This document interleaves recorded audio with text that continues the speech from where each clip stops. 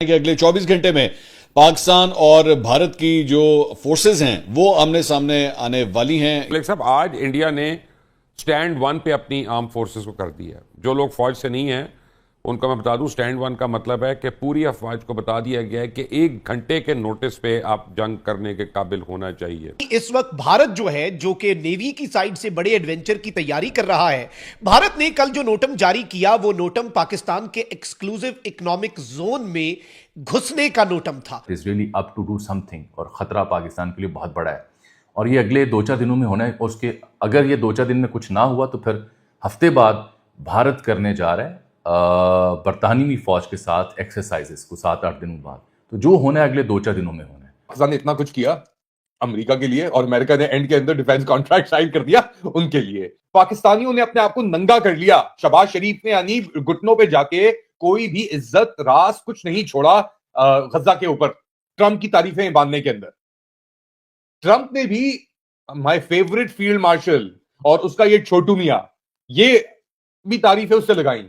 मगर क्या कोई पाकिस्तान को स्ट्रेटेजिक डिफेंस एग्रीमेंट साइन करने का मौका मिला अमेरिका के साथ? मोदी के ऊपर इल्जाम लगाते हैं ना लोग कि वो कहता है मी माई सेल्फ एंड आई, मगर मोदी ने इस इंस्टेंस के साथ प्रूव कर दिया है एक बार फिर उन ऑल नेसेयर्स को, सॉरी टू से। और अगर ये गुस्सा आपको इसके नजर आ रहा है तो गुस्सा मौजूद है, क्योंकि हकीकत यह है कि उसने प्रूव कर दिया पिछले, जब से ट्रंप आया जनवरी से, 20 जनवरी को आया था ना ट्रंप, उस वक्त से लेकर अब तक इसने प्रूव कर दिया, दिखा दिया इसने पिछले 10 महीने के अंदर, 11 महीने के अंदर कि मैं अपने मुल्क के साथ खड़ा हूं, मैं किसी के सामने झुक नहीं रहा। गले में मिलाता हूं, दोस्तियां अपनी जगह पे, यारियां अपनी जगह पे, फिर भी ट्रंप मेरी तारीफ करता है और इक्वल बेसिस के ऊपर हम बात करेंगे उनसे। बिहार के इलेक्शन में गैर मामूली जीत मिली है नरेंद्र मोदी को। बीबीसी ने एक सुर्खी लगाई कि गैर मामूली जीत ने नरेंद्र मोदी को इंडिया का सबसे ताकतवर रहनुमा बना दिया। हम बिहार इलेक्शन के बारे में ये राय दे रहे थे कि बिहार इलेक्शन ये फैसला करेगा कि क्या नरेंद्र मोदी और बीजेपी की जो हार्डलाइन सियासत है, फनेटिक सियासत है, पुरतशद्दुद सियासत है, हिंदुत्व ड्रिवन सियासत है, एंटी मुस्लिम सियासत है, या तो उसका खात्मा होने जा रहा है या वो तगड़ी हो जाएगी। तो तज्जिया निगारों की राय के बरअक्स नरेंद्र मोदी का जो बयानिया है पाकिस्तान मुखालिफ, इंडिया को डील करने का तरीक़ाकार, वो इंडिया में बिहार की रियासत के चुनाव में कामयाब हुआ है और ये बीबीसी ने खबर छापी और नताइज भी ये बता रहे हैं। तो अब उसके पास जवाब और तगड़ा हो गया। मकबूजा कश्मीर में थाने पे हमला हुआ हो, डॉक्टरों का गिरफ्तारी होनी हो, लाल किले पे अटैक हुआ हो और वो सुबह की जो मई में नरेंद्र मोदी को उठानी पड़ी 7-8 जहाज जो गिरे, अब उनके लिए उनके बड़ा प्रॉब्लम हो चुका है कि जो नारे और जो कैंपेन लगा के इलेक्शन जीते हैं, तो लाजिम है कि हम कोई ट्रॉफी हासिल करके अपने देश भक्तों को दिखाएं कि देखें हमने इस दफ़ा ये किया है। और अमित शाह ने रिकॉर्ड कहा है कि जो लोग भी दिल्ली कार ब्लास्ट के पीछे हैं उनको क्रश करेंगे, पनिश करेंगे और उनके पीछे वहां तक जाएंगे जहां उनके असल ठिकाने हैं।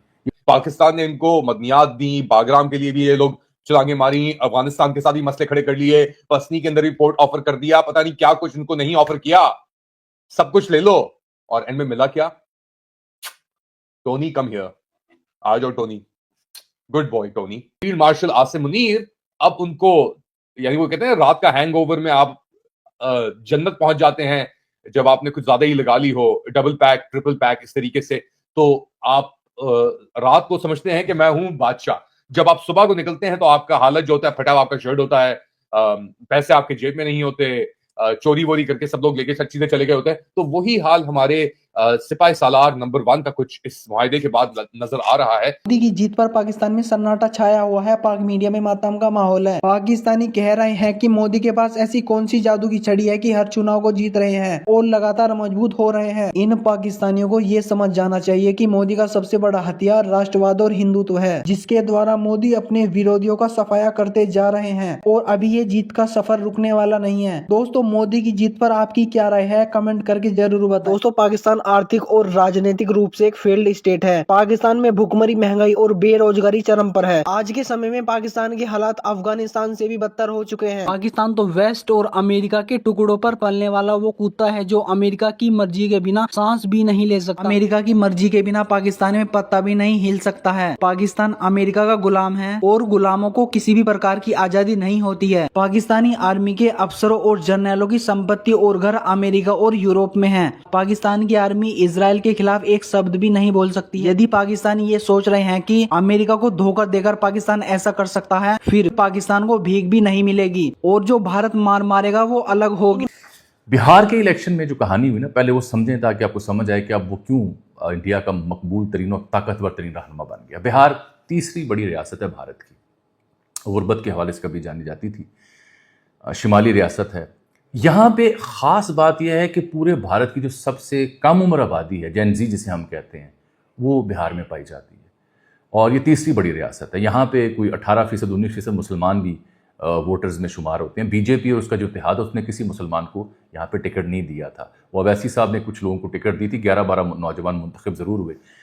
इस इलेक्शन में राहुल गांधी को मानना पड़ा कि हैरानकुन नताइज हैं, हमने बड़ी कोशिश की लेकिन हैरानकुन नताइज हैं। फार्मूला ये हुआ कि यहाँ बिहार की तारीख में 1951 के बाद ये पहला मौका है 2025 का कि जब 67% टर्न आउट हुआ। आप इमेजिन नहीं कर सकते, पाकिस्तान में बड़ी तादाद में लोग बाहर निकले जिन्होंने वोट डाला। वैसे तो साहब मैं खबर आपको दे रहा हूँ। और इस चुनाव में जो एनडीए था इनका, नेशनल डेमोक्रेटिक अलायंस, के साथ मोदी मिला हुआ नीतीश कुमार के साथ, 243 के वान में इन्होंने 3/4 चौथाई जो सीटें वो जीत ली हैं। यानी बीजेपी ने सिंगल हैंडेडली 89 और उनके जो इत्तेहादी उन्होंने 85 सीटें जीती हैं। जो आईएनसी कांग्रेस है या उनका इत्तेहाद है उसने 6 और बिलतरतीब 25 सीटें ली। 72 उन्हें शिकस्त हुई, 72। आप समझे क्लीन स्वीप हो गया।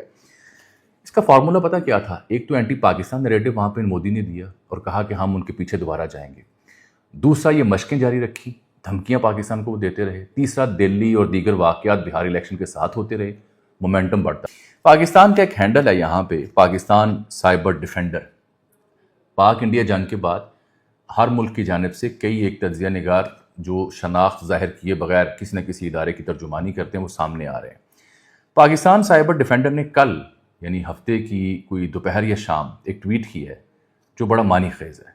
इसने लिखा है कि तमाम ज़ाहिरी आसार, ये बात मेरी ध्यान से सुनिएगा, तमाम ज़ाहिरी आसार और इंटेलिजेंस के ज़राए ये बता रहे हैं कि भारत अगले 1-2 दिन में हमला कर सकता है।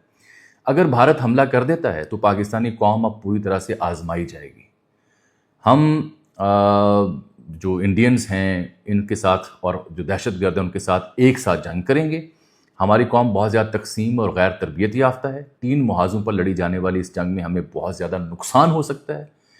अब सब्र और हौसले के साथ इस पाक सरजमीन की हिफाजत करनी है। सर धड़ की बाजी लगा देना है सब हिलाली परचम को बुलंद रखने के लिए। ये सैयदी रसूलुल्लाह सल्लल्लाहु अलैहि वसल्लम का परचम है, इसको गिरने नहीं देना। ये ट्वीट हुआ है, ऑन रिकॉर्ड मैं बता रहा हूँ। इसके ऊपर हमारे एक बड़े सीनियर सहाफ़ी हैं पिंडी इस्लामाबाद से, मुमताज़ भट्टी साहब, जो फ़ौज की बीट करते हैं, डिफेंस बीट करते हैं। उन्होंने लिखा कि ये जो आपका तबसरा है, जो आपने कंक्लूड किया, ये बिल्कुल ठीक है। आसार और वाक़यात कुछ ऐसा ही बताते हैं।